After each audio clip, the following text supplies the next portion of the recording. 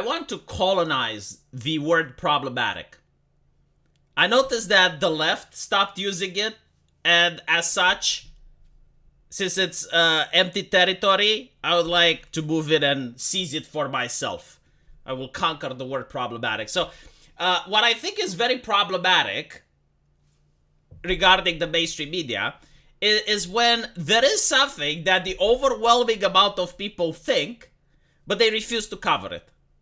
So you get to see this around you, you know, in the real world. You get to have all these people have the exact same opinion, but it's never represented in the press.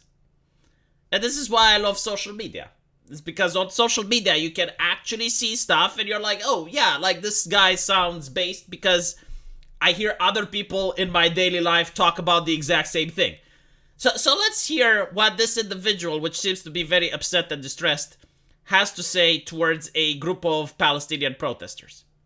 These women here, go to Gaza. You want to go talk in Gaza? These women, they can't talk in Gaza. It's a joke. It's a joke. It's become fashion. It's fashion. It's fashion, this bullshit. It's fashionable. Yes. Doesn't matter. It doesn't matter, does it? How many bombs? France, in fucking Syria, here, London. But all it is an excuse to hate Jews. It's us. The problem's us, innit? It's us. You think tomorrow, if there was no Israel, this problem would be solved? They fucking kill each other. What, genocide?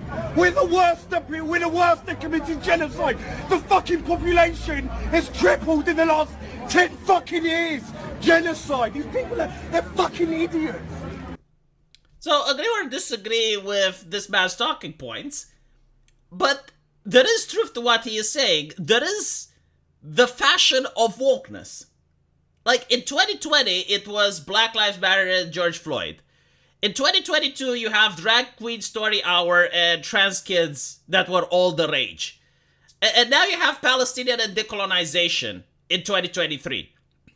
And if you want to know why it is fashion, there are so many videos on social media now where they go to these protesters which are chanting the exact same thing time and time again. They say, from the river to the sea, Palestine will be free. Like, that is their chant.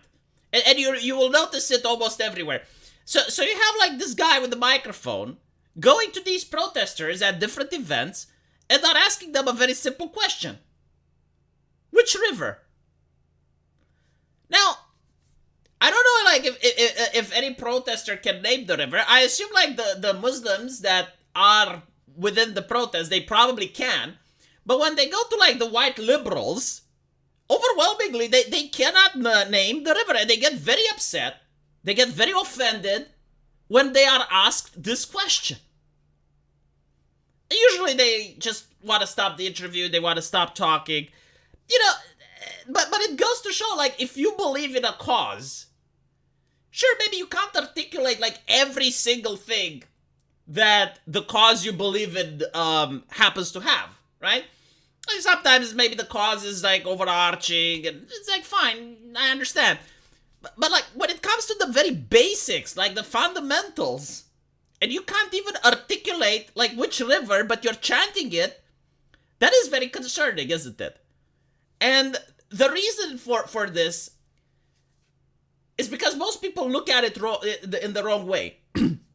Like most people, they look at this from a logical sense, and that is that these protesters actually want to create change in the world. They are actually deeply invested in the conflict from Gaza. They have done their research. They understand the history. Maybe they have like some Palestinian friends and they understand the grievances and the problems in the region. So if you think of it like that, it makes absolutely no sense. I mean, most people probably don't even know anyone from Gaza. They probably don't even know the history. They can't probably even point it on a map. That's why they don't know the name of the river. So how are you supposed to look at it? It is like fashion. Yes, absolutely. Modern day culture, like modern, what we call as woke in the United States, it's not about like actually understanding social issues or trying to fix them. It's not about if you believe the current thing, but it is about what is acceptable to say in public. So when you're being told that this is what is acceptable, like this is how you need to believe, for instance, they would say that Rittenhouse was a murderer, even though he got acquitted for self-defense. That is what you are supposed to believe. If you happen to be in a progressive circle, like upper middle class, corporate environment, surrounded by other people, this is, like, when the topic comes and you're supposed to talk, this is what you're supposed to express. Of course, like, I noticed this when talking to social justice activists in private. Very rarely do they actually believe what they say in public. And this is even more eye-opening when you talk with someone that used to be a leftist and now they change side. And you talk about their past and you're asking them these questions and they will tell you that, yeah, like, they, some of the things they genuinely believe, but most of the time, like, some things they knew that they were ridiculous. They knew that they were absurd. But the reason that they would say them is to maintain friendship with the others. And it's such, like, I hate to use the word, but it's kind of true. Like, it is such a cult. In the sense that I personally, as a YouTuber, have managed to make friends from different ideologies. Like, I have made friends with people from center-left, center-right, Christians, Muslims, atheists, like, you name it. And I'm talking about, like hardcore Christians, right? And I managed to make friends with them. But the only people that I can't maintain a friendship with are individuals from the far left. And it always goes like this. Like, when you befriend someone that's a member of the far left, initially everything is good. Like they are some of the nice people. In fact, they are so nice it's kind of creepy. Like, no one is that fucking nice, and they use emojis when talking, and they're very happy and cheerful. But my fucking God, like when you say something that they don't agree with, like, regardless of how small it is, it's like a switch has flipped. And the amount of hatred and spite that they are capable of, I think is worse than any other ideology that I've seen. Like maybe, I didn't manage to interact with like extreme jihadis to see if that is like the level of hatred that they... But it's not like they just disagree with you, right? Like if you upset a hardcore Christian, they will usually just block you or stop interacting with you. But if you upset like someone from the far left, the amount of spite goes beyond, it's like we're having a disagreement. It's like, how can I ruin that person? And it's not just towards me. Like, I see them behave like towards each other the same way. Like, immediately they go to life ruination. And it's not like a dial, right? Like, for most people, it's kind of like a dial. Like you start disliking a person, then you start hating them, then you really hate them, and then you go... No, like, with them, it's a switch. Like, they go from really happy, cheerful, to vindictive, spiteful. And with this mindset, right? Imagine you're surrounded by such individuals. Imagine you're surrounded at the university by people that are like I've just described. I mean, holy fucking shit, living in that environment, yeah, you better watch your mouth and say the current thing. Like, you're not going to listen for the current thing to decide whether or not you agree with it. You're going to listen for the current thing because that is what's required of you to say in public so that fucking switch from your friends don't go off.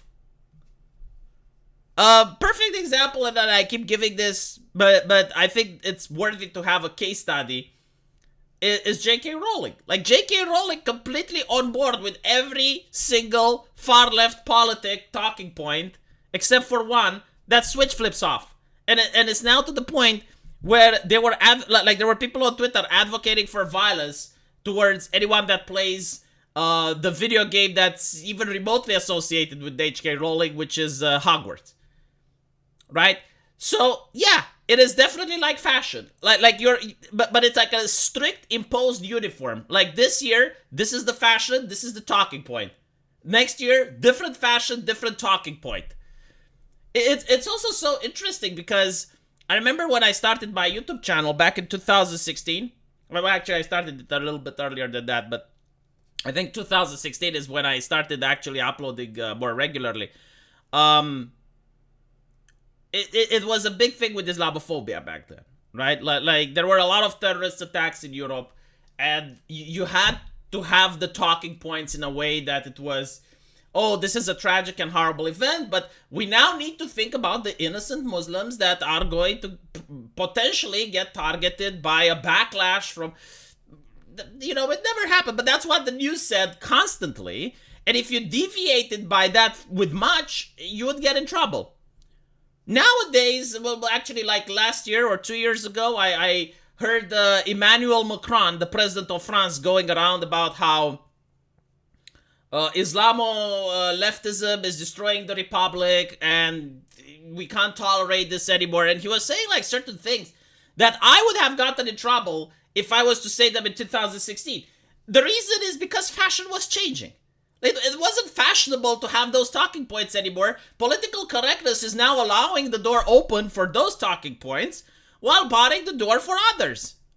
Like for instance, I remember when pronouns in video games started becoming a thing, it was met with overwhelming laughter. Like most people were laughing, ridiculing at the concept. Last year, when Heels versus Babyface was laughing at it, everyone was attacking Heels versus Babyface. Like, how dare he laugh at it? So it is interesting. It's a very interesting social experiment. But I think the root of the problem, like the core issue, is the switch that I talked about. It's like training people to react violently the moment someone disagrees with the current thing. And at that point, the current thing doesn't matter anymore. Because anyone follows like lemmings, knowing that if they disagree with the current thing, everyone around them will turn on them. And it's not like just block or disagree. No, it's like life ruination stuff. Like they're going to be incredibly vindictive. So that's my theory on wokeness as a fashion. Let me know what you guys think. And as usual, I will see you in the comment section. Take care.